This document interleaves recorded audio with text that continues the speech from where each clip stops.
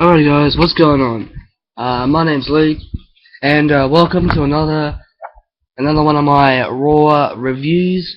Just letting you know guys, I'm feeling a bit under the weather at the moment, so I'm not going to be the best, but I'll give it a shot. Alright, here we go. Let's start the show, shall we?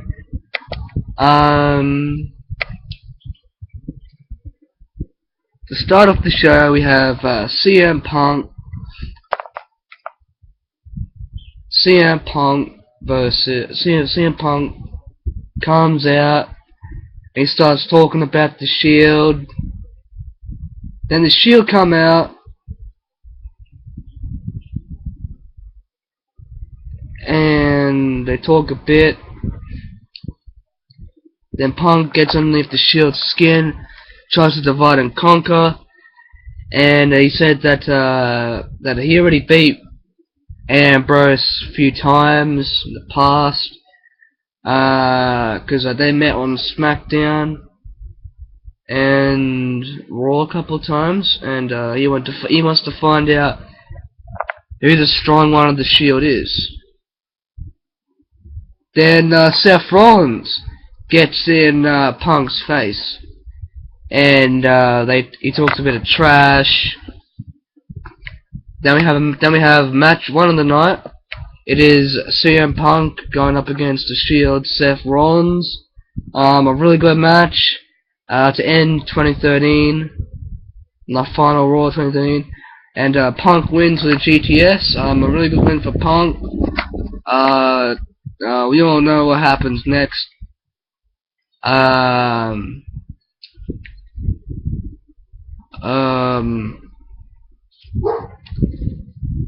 Well, we all know what happens next. Punk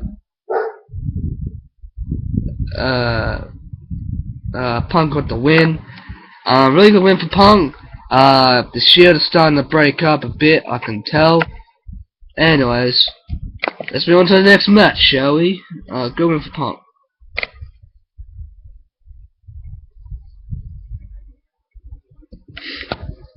Then we have another segment. We have Brad Maddox talking to a referee about the IC title match tonight on Monday Night Raw. And then we have Daniel Bryan coming in, and he says that he wants Bray Wyatt tonight, and then Stephanie McMahon comes out and says that there's gonna be Randy Orton versus John Cena. Another fucking boring match. That was fucking boring at TLC. It's gonna be fucking boring because we all know who's gonna win this match.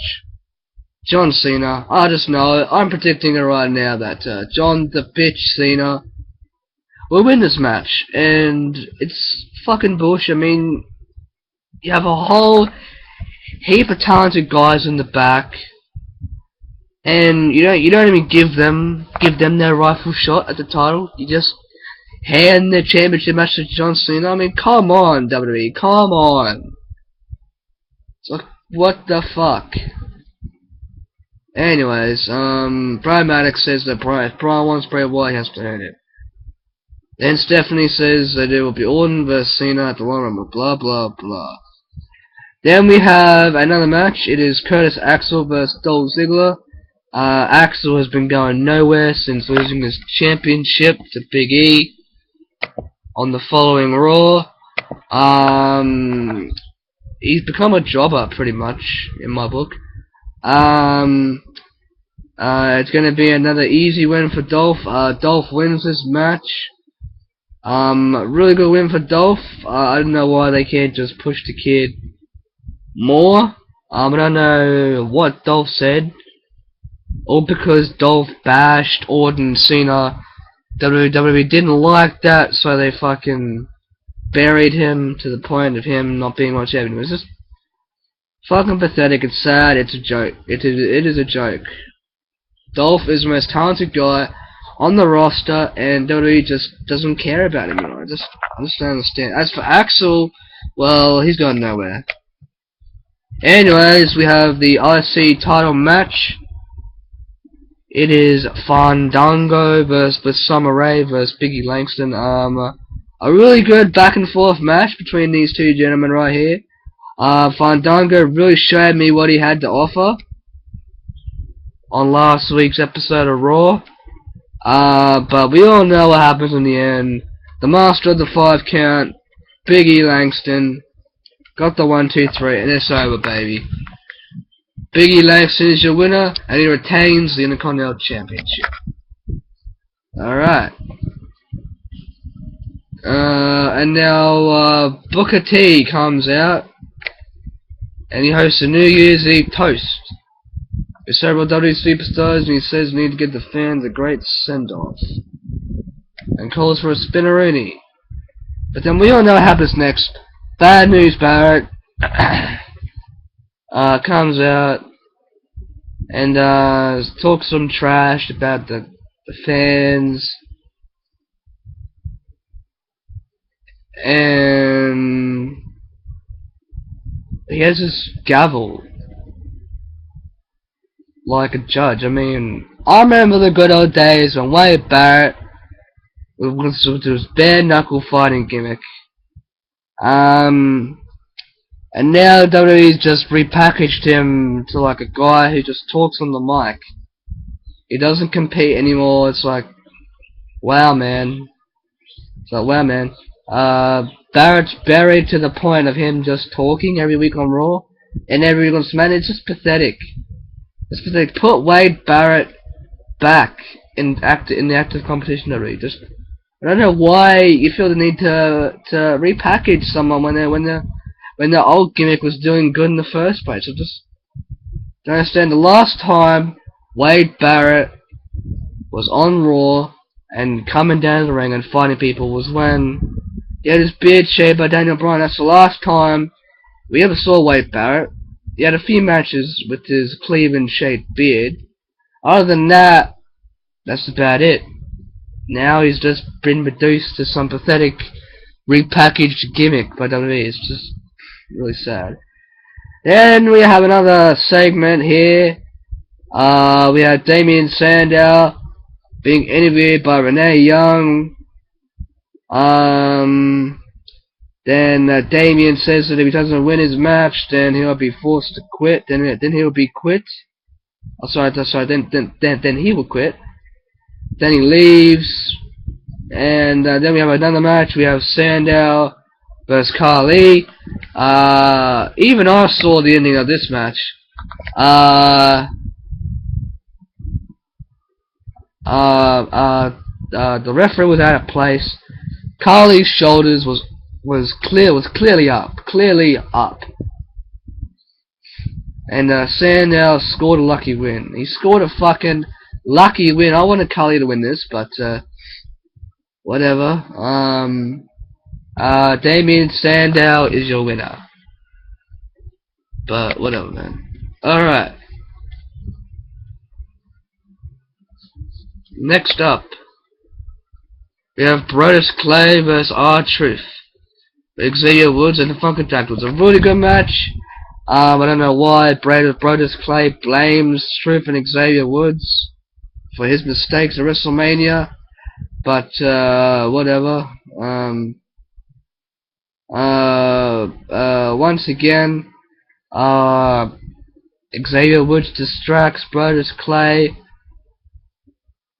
and your winner is R-Truth.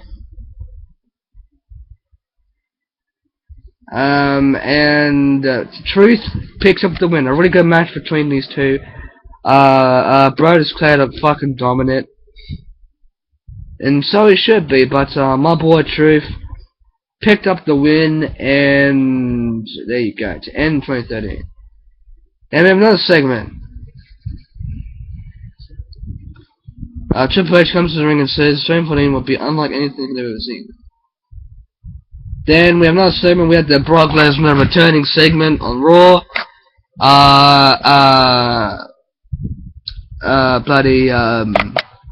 Bloody Brock Lesnar says that he should be the rightful #1 contender for the Unified World Heavyweight Championship.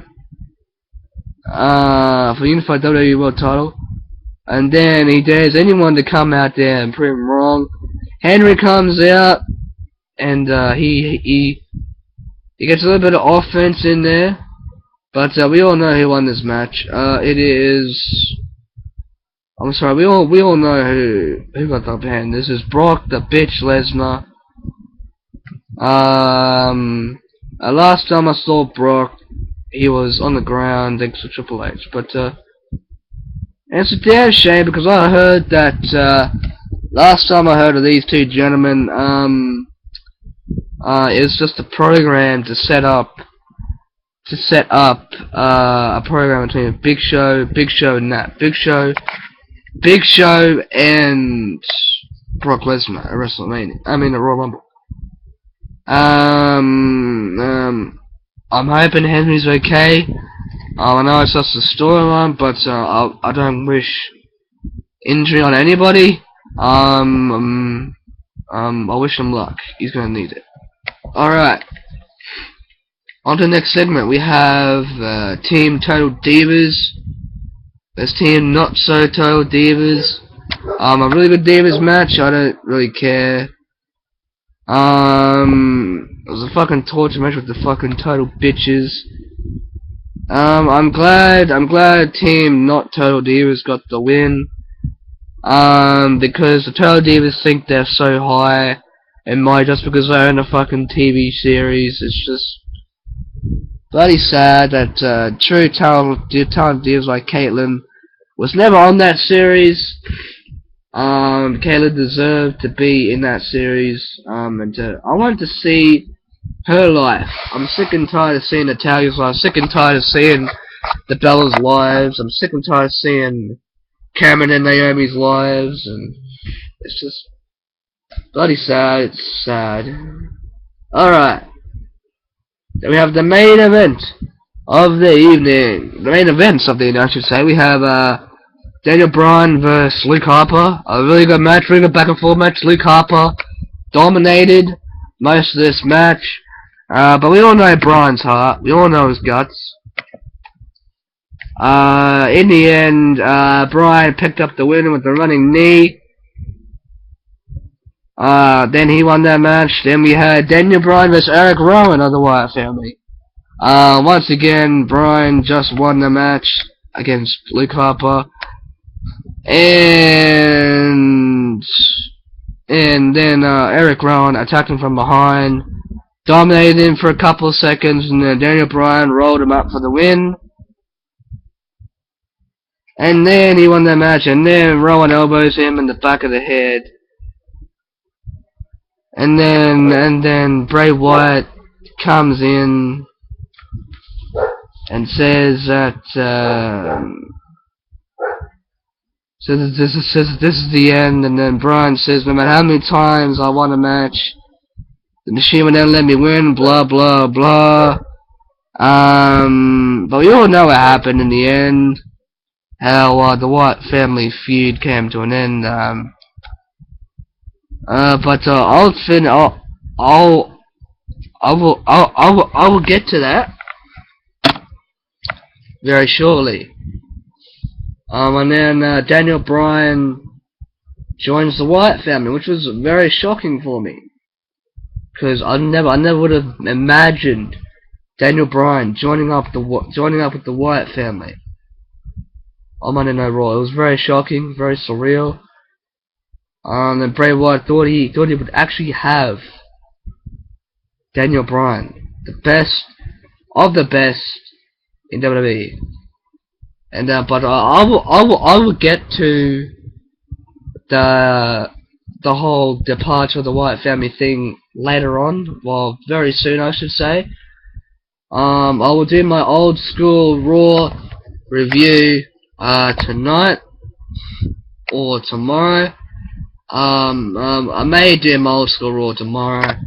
I will let you guys. I will. Yeah. I'll just do my.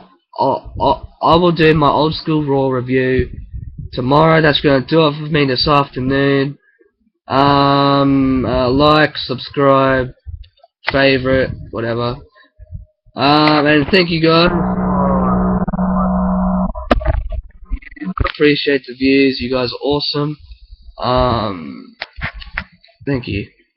Alright then, this is Luke, signing off. Goodbye.